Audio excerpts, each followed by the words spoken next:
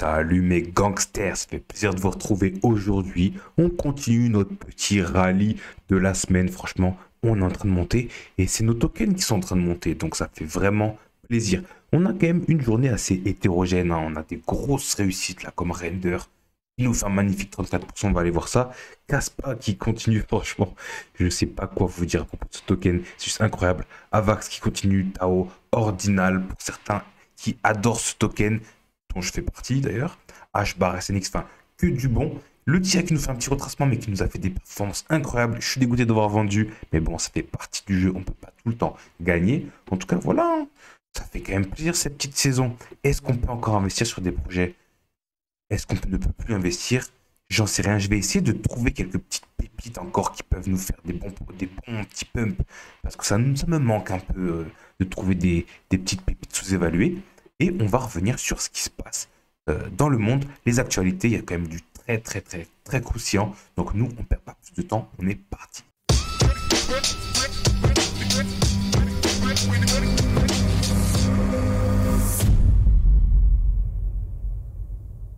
Alors, est-ce qu'il faut se dire qu'on a vraiment fini cette montée?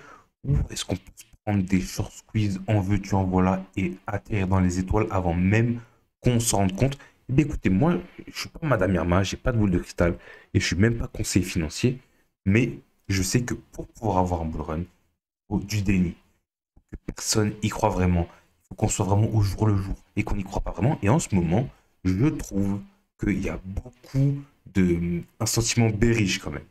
Donc je vais pas mentir, moi aussi je l'ai, j'espère en fait un retracement. Donc c'est aussi, comment dire, c'est aussi mon biais cognitif à moi en fait. Vu que je veux voir le prix tomber au ras du sol, je me dis, il va y avoir un retracement. Et ce que j'ai compris, c'est que quand tout le monde veut un truc comme ça, en général, ça se passe pas forcément.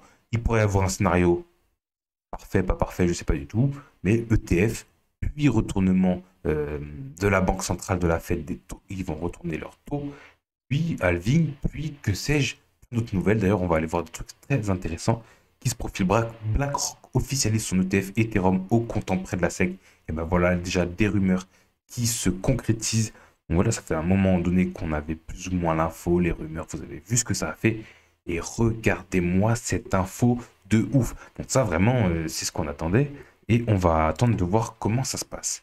Mais à l'inverse, à contrario, ETF Bitcoin et consorts, la décision de la SEC encore reportée. J'ai envie de dire, c'est pas vraiment une news, c'est pas vraiment un scoop. On sait que la SEC, ils vont prendre leur temps, ils vont reculer.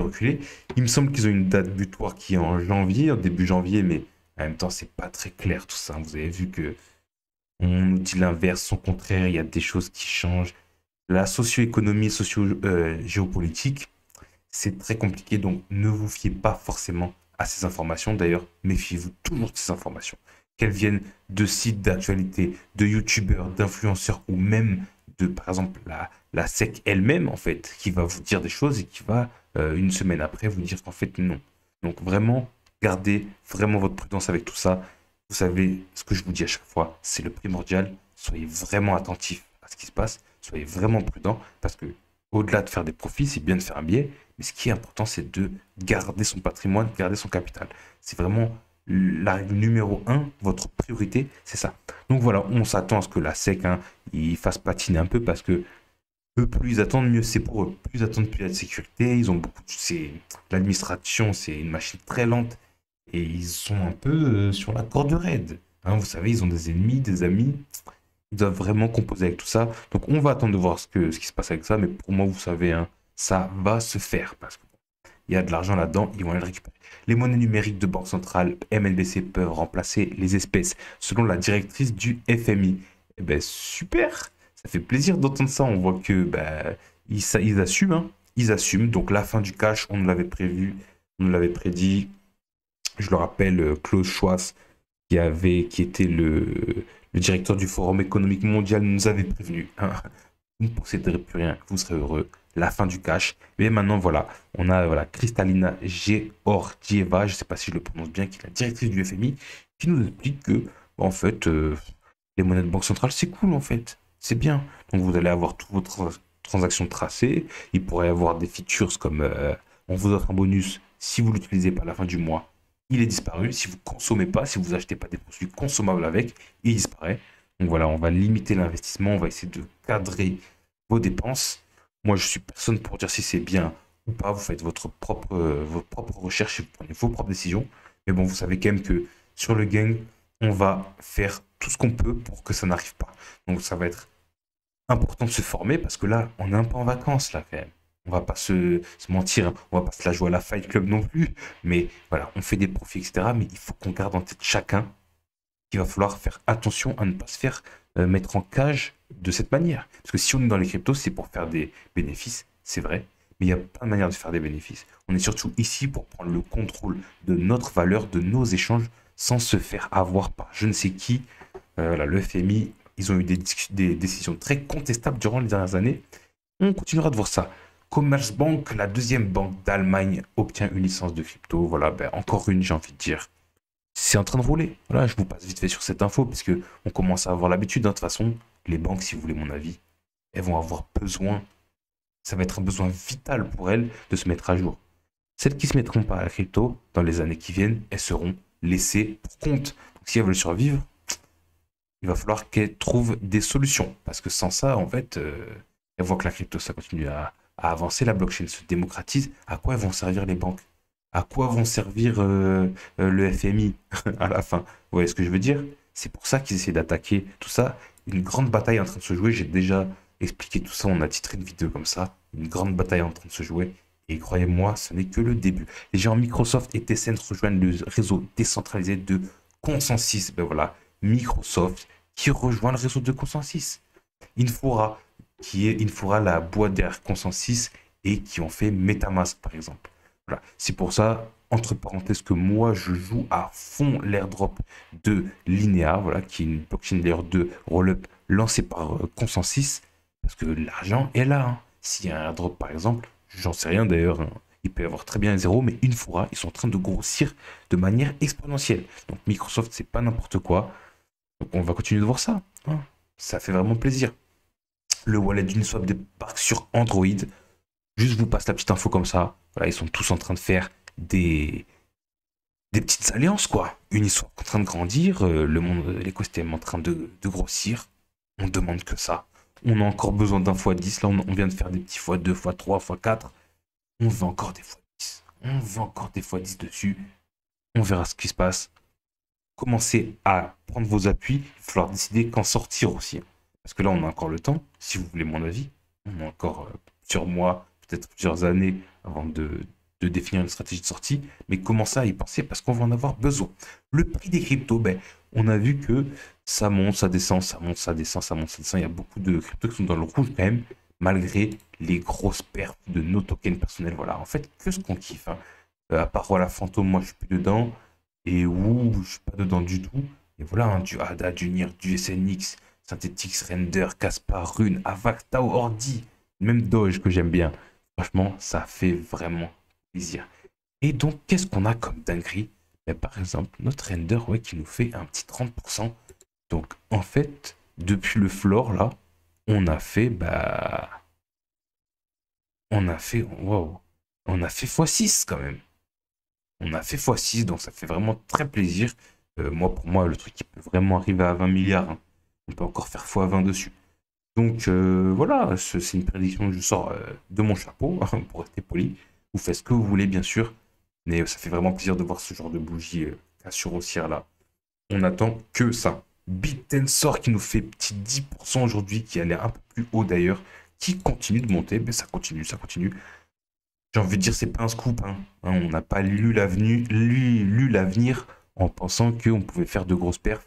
À mon avis, on peut encore vraiment monter. Mais Bittenson, on était sur un projet IA quand c'était la vibe de l'IA. Qu'on commençait à comprendre qu'il y avait la vibe de l'IA. C'était un projet débutant qui démarrait. En tout cas, j'ai envie de dire, on était au floor. Voilà, on savait ce qui allait se passer. Tout le monde le savait. Mais ça ne veut pas dire, c'est parce qu'on le sait, qu'on prend forcément position. Nous, on a pris position et on en est content. On espère encore bien plus. Hein. Y a un potentiel juste incroyable parce que l'IA, ça va être un des plus gros narratifs. Illuvium qui nous fait une petite descente de 1,4% aujourd'hui, mais qui est quand même remonté. Hein. sur ces lots, sur ces highs, pardon, voilà, à 90 euros. Vous savez ce que je pense de Illuvium, moi je vais pas vous la faire encore plus.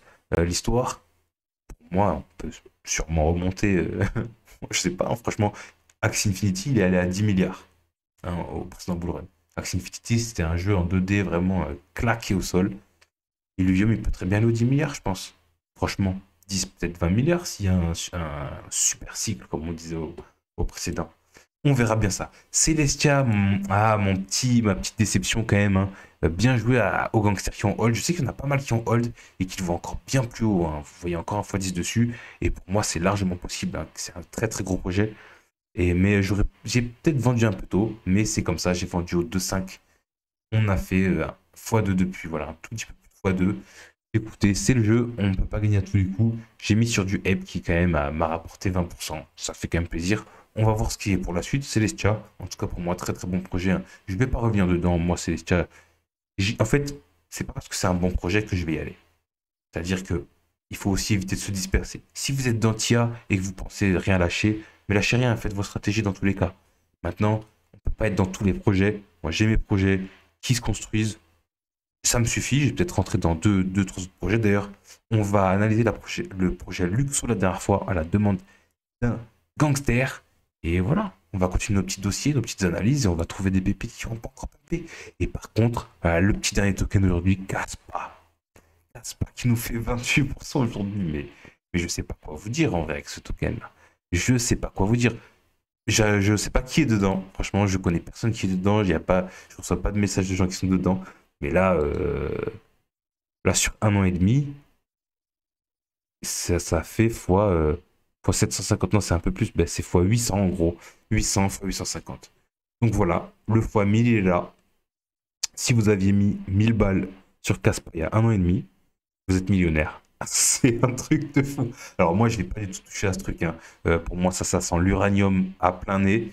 Je dis pas qu'il y a de la manipulation, quoi, hein. C'est un projet très bon, hein. C'est un concurrent de Bitcoin, on va dire. Pour moi, ça a de l'avenir quand même. Les L1 Proof of Work, il y a un peu de Proof of Stake dedans et tout, mais de là à faire quand même fois 800 en un an et demi, est-ce qu'il y a de la manipulation de marché derrière? J'en sais rien. Est-ce que certaines personnes connaissent des infos que nous n'avons pas? Sûrement. Maintenant, voilà. Faites vos jeux. Moi, je touche pas à ça, mais je vais regarder ça très souvent parce que waouh, je sais pas où ça va s'arrêter en fait là. Si vous imaginez si ça fait x10 derrière encore et que le truc il fait x8000, mais c'est n'importe quoi. Bon, en tout cas, c'est vraiment impressionnant de voir ça. Vous, je sais pas ce que vous en pensez. Donnez-moi vos tokens dans les commentaires que je vais analyser. En tout cas, merci à tous de donner de la force comme d'habitude. Ça fait plaisir. On va échanger. On échange. Je vais essayer de changer un peu la formule, faire de plus beau visuel, apporter un peu une petite identité. Donc, donnez-moi des idées sur ce qui vous plairait de voir et on verra ça. En attendant, c'est tout pour moi. En attendant, prenez soin de vous et des vôtres. À la prochaine.